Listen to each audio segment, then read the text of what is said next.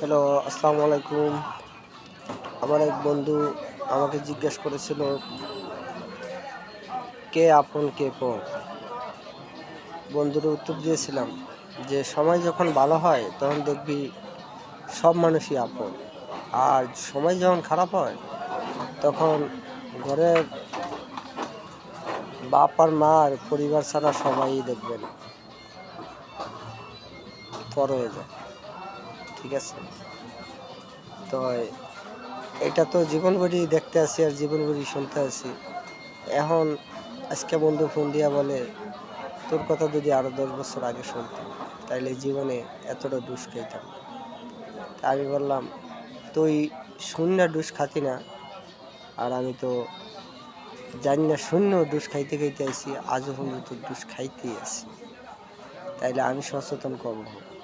আমি সচেতন যদি হই, আল্লাহ পাক যদি করে, তা মরার পরে।